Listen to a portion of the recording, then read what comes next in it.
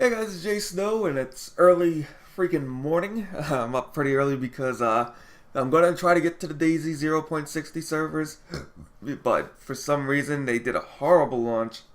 I can't get into any of the servers, and I think I waited until this morning, and I don't think I'll be able to get in again, but I'm gonna try to stream it after I do this video. So we'll see what happens, but if I still can't get into the .60 servers, then I'm really gonna be disappointed. But anyways, enough about that. Let's go into the point of this video. So, the point of this video is talking about backlash on YouTube. So, a lot of popular people, and even non-popular people, have extreme backlashes from YouTube comments for doing content that they like to do. And I find this a little annoying because if you're doing YouTube, you should be doing content that you love. The YouTubers should not be doing content that they don't like. I've fallen into that trap of doing things that I don't like just to try to get some extra views or something like that. And I stopped doing that because I just figured, I don't like doing this and I don't really care, so why make this type of content? So I'm going to use 3 different channel examples. So I'm going to do some name drops, of course, but anyways, I'm just going to use some basic channel examples of backlash and my reaction to the backlash for it. So the first one, and probably the easiest one, is the channel Boogie2988. I always try to remember it. He's an extremely popular YouTuber. He appears in tons of memes and stuff. He actually likes some of my tweets, so I felt like a little famous for 5 seconds. I was like, yay, you like my tweet. But not that that matters. So he does drama videos. And before, in his earlier channel, he would do a thing called Francis Rage. Francis is like his alter ego, and he's kind of like a pretty good actor, so he acts out as Francis, and that's what gets him a ton of views and stuff. But he slowly migrated to YouTube drama videos, and they're pretty interesting because, A, I don't know that these things are going on, and B, sometimes they affect me because YouTube is my job. Now, the problem with that is YouTube is, of course, not everybody's job, so some people aren't going to give 2 fucks about YouTube drama. But anyways, the backlash from his latest video, which he made unlisted, was absolutely huge. It had a lot of dislikes. It still had a lot of likes. But people were bitching about, oh, you're a hypocrite, go fuck yourself, etc. He gets a lot of hate comments to begin with, but there was like some extra hate on top of that. And I was slightly disappointed, but he did make an apology video saying that he did mess up with the video he did, and that video was based on some other guy who I guess steals copyright content, just to put it into simple terms. Basically, he just copyrighted, basically he would just steal work and I guess upload it on his YouTube or Facebook or something like that. And people were calling him a hypocrite because I guess he complained about YouTube drama on Twitter or something like that, and then, made a YouTube drama video. But the thing I see with that is, if you love your channel and you want to see your channel grow and you want to try something new, drama videos get a ton of views regardless if people hate it. And I tested that myself, and obviously it worked out in my favor despite a little bit of backlash. What video was it? I think it was the Overwatch Tracer butt pose or whatever. That video was kind of like a drama video. Oh, no. The Legendary Leia band, that one got a ton of views. Unfortunately, the White Knights, I guess, kind of won that video as far as the dislikes and likes go. But it was a drama video, and it actually did affect me because I want to, I don't want to be streaming and having partners who don't deserve it being partners when plenty of other people deserve it better. But that's just to use one example. So basically, he did apologize, which takes a huge amount of guts, especially on YouTube, because apologizing on YouTube kind of opens you up to trolls and idiots. It's kind of like a chink in your armor. But then again, it also shows you how much respect you have to have for that YouTuber if they can actually take down a video or whatever he did with the video and apologize that he did make a mistake, which, yeah, he was hypocritical, but did it really garner did it matter that much? Not really. He still got the point across of the video. It doesn't affect the video. And, people just love to nitpick every little freaking thing on every single video. Alright, so now on to the next channel I want to talk about. Angry Joe Show. Now, I love this channel. This channel has the best reviews. He started out on a website, I think, called Channel Awesome back in, like, the early 2000s, or what was it, mid 2000s or something like that. And I found him through Nostalgia Critic, who I don't really watch anymore, and there's like a lot of controversies with him and stuff, so I don't know what's going on. But Nostalgia Critic basically did movie reviews, and they were super funny. And then I found on the same website he had a guy named Angry Joe, and I was like, ooh, who's Angry Joe? And he was the guy who did video game stuff. And what do you call it? He's known for his reviews. That's what his channel is basically based around. If you think Angry Joe Show, you automatically think high quality reviews. High quality angry reviews, I should say. And I enjoy those a lot. But the thing is, for him to make an angry review, it takes a lot of time. If you just watch one of his angry reviews, you could see how much effort, how much editing is put into just the background. He uses the same background over and over again, but it has like a screen showing footage and it has some like funny comments on it. Just that can take a bunch of hours. Not to mention all the costume designs he's now doing and all the extra stuff he's putting into his reviews. They're really, really good. But now he started doing reaction videos.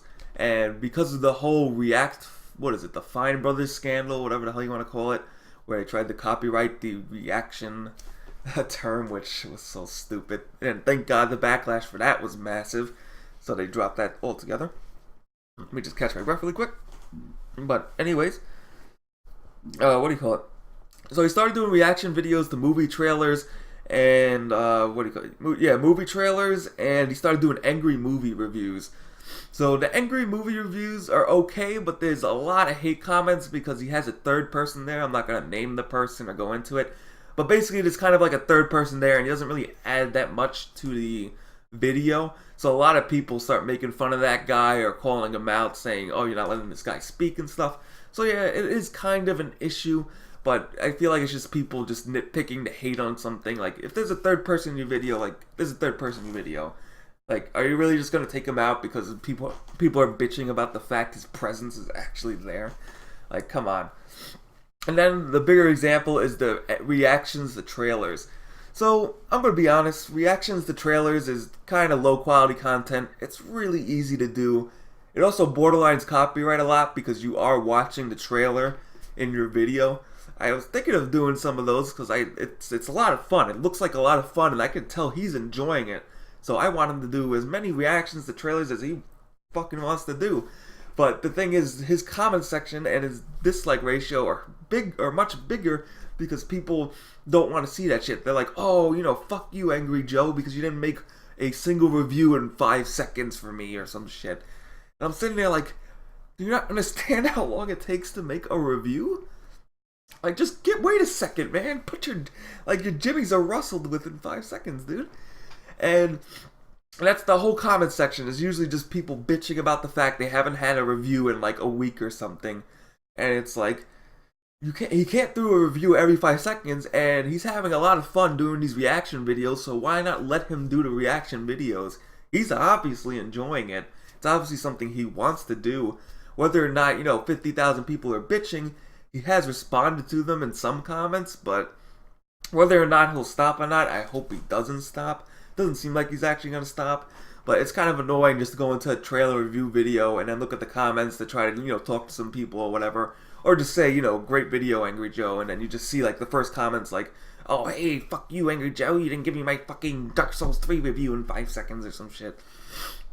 And it's like, oh my god. Alright, last, thing is Tolarian Community College. So this one's an interesting one because there really isn't that many negative comments on this.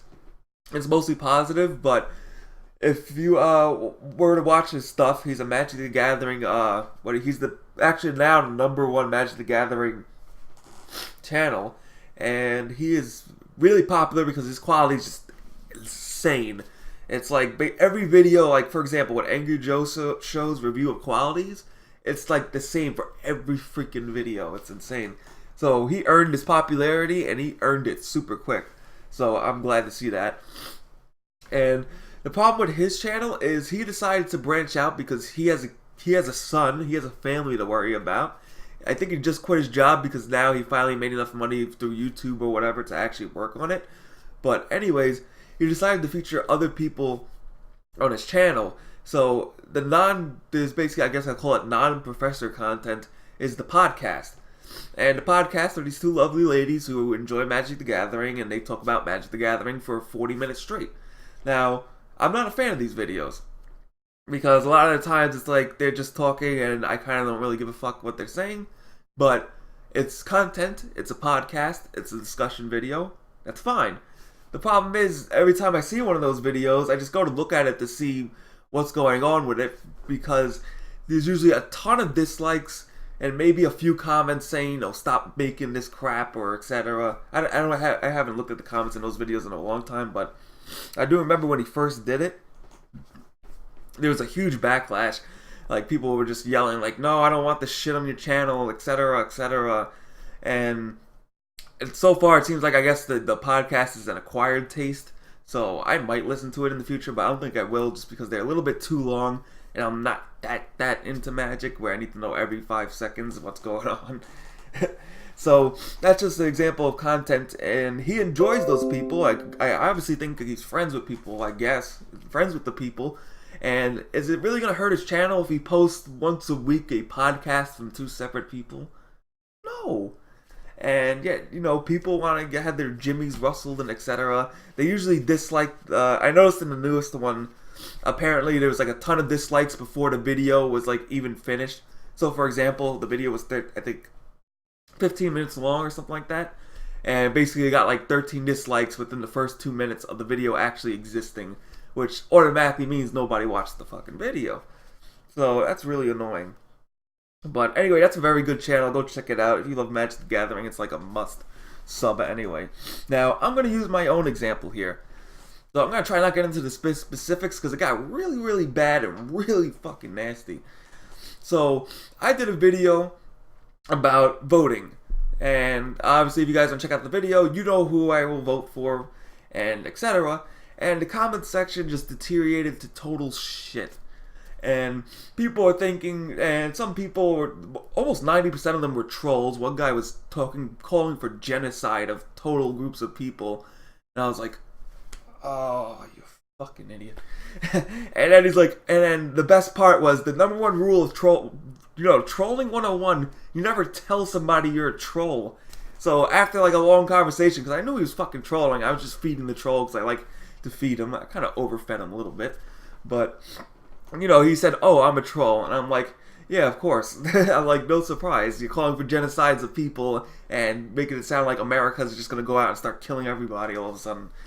So it was totally retarded. Then I had another guy who tried to bait me as a racist, because he put his name as Isaac Rodriguez as his YouTube name. So I fed the troll a little bit, and then he's like, no, I'm an Italian. And I'm like, no, you're not. Rodriguez is not an Italian name. And I just linked them, and all I did was link him in a Wikipedia page showing all the meanings and terms that could be used for Rodriguez. And then it was pretty funny, because then he was like, you're a fucking racist. And then he changed his name from Isaac Rodriguez to, fuck whoever, fuck who, but who it was. But anyway, he changed his name, and he's like, I'm not a fan, you're total shit because of this. And I'm sitting there like, I don't give a fuck. Don't let the wall hit you on the way out. Because it's like, if you're gonna go to a YouTuber and just say straight out that I'm unsubbing, you're shit now, or whatever you fucking said, then were you really a fan to begin with? Is something that came out of my mouth for supporting somebody automatically make me like harm you? Is it physically harming you? Like, when you trigger these social justice warriors and these idiot trolls, it's like as if I physically punched them through the computer and right in the face somehow. So it was really retarded, and I would like to actually thank the silent majority. It's not really the majority. It's kind of the silent. I don't know if there's a word for medium I could use, but anyway, I'll just say the silent majority. Some people did agree with me. And I think only one person there, which is really surprising, was a supporter of a candidate I really, really don't like. But he didn't come off as an asshole troll, so we had a pretty cool conversation in the YouTube comments. And I was actually really surprised that, you could have intellectual conversations on YouTube comments. I mean, of course, it's surrounded by filthy trolls that suck, but I actually had an intellectual conversation with somebody who completely disagrees with me and still thinks the certain person is a racist, which is not the case, but, you know, I can't fucking, you know, change people's minds. So it was pretty interesting, and the backlash is huge. The backlash was pretty bad. Thank God I have a good backbone, because, you know, I was slightly annoyed that, you know, people want to talk shit and call me 50 fucking names, but then again, I kind of fed the trolls, and then I just put them right back under the bridge whenever I feel like it. And also, I guess if any trolls are still watching the video, usually the trolls don't watch the full video. I think it was pretty evident on that video too. They never watch the full thing once it goes over 3 minutes. The attention span of the local troll starts to wither, or whatever you want to call it. If you want to put it into like a documentary term. So like, what do you call it? So if the trolls are watching, yeah, I feed the trolls, and then I put you back under your bridge, and then also you're in my channel. So you're going from under your troll bridge, and you're in, you know, Jsnowtopia when you come to my channel. And in Jsnowtopia, I have total fucking rule, and I can kick your ass out by just blocking you in 2 clicks. I haven't done that yet, because I don't really believe in censorship that much. I will admit I did hide the comment. I mean, I did hide the ratings. You can still rate that controversial video, but you can't see it because obviously it got bombarded by trolls and chills, or whatever you want to call them. So I just hid that just to help my sanity, because I really don't feel like seeing, you know, a huge dislike bar because a bunch of trolls are there, and nobody really. I mean, not to you know, put a burden on you guys, but I was like, where's the backup? Where are my fans to defend me? I'm getting fucking assaulted here. But anyway, I can't understand that nobody wants to comment in the comment section where it's just full of shitty trolls attacking me. I mean, unless you have huge balls, but I would definitely recommend don't even bother commenting anything positive, because you'll probably get stupid threats from the fucking idiots that are still there. So, in closing, I think YouTubers should just do what they want to do. That video was something I wanted to do. I knew that video could possibly single-handedly kill my channel. That's how controversial that shit is. But I wanted to do it because I don't feel like hiding in the shadows. And, you know, I talk about it a lot on Twitter, but I don't feel like hiding it on YouTube anymore because it just feels pointless. Like, I know there's other people that feel like me where they can't express what they have on their minds without having, like, personal threats or backlash or anything like that. I mean, thank God it hasn't evolved to death threats, but, you know, that could probably happen, and I'm going to be a little bit, you know, unnerved because of that. But then again, I usually know, you know, your death threats are usually coming from your fucking 12-year-old's brother's, cousin's, sister's, uncle, fucking guy in the basement, you know, just going, you know, tapping 50 things and shit. They aren't going to do shit. But, anyways, I'd like to thank you guys for watching this video. I hope you support your favorite YouTuber despite what they do, and even if they don't do exactly what you want, just try to respect the fact that they are doing something they enjoy. Now, of course, if it obviously comes out as some kind of money grab, or it's something they completely fuck up on, I guess using the Boogie example, he kind of fucked up on one part. Well, it wasn't a big fuck up. I guess we could use that kind of as an example. Yeah, feel free to call him out about it, but call him out about it, you know, in a constructive way. Don't go, you know, oh, hey, I saw you fuck this up, so you know what, you're a scumbag and all that shit. So, anyway, that's enough cursing. I'm like a complete sailor today, so right now I'm going to try to get to 0.60 DayZ. The poll came out, and right now I'm actually surprised that it's overwhelmingly in favor for WoW content. So WoW content is actually really hard to do without beta access, so I will try to do my best with that. And I also noticed that Overwatch open beta is from the 5th to the 9th, so you can actually play Overwatch for free if you have the Battle.net. Just download Battle.net or whatever it is. So I'm going to probably do a review of the game. Just the open beta review. It's not going to be like an in-depth review, but the game is a ton of fun. I only played a little bit at midnight. So thanks for watching. If you enjoyed this video, hit that like button or whatever, and I'll see you guys next time.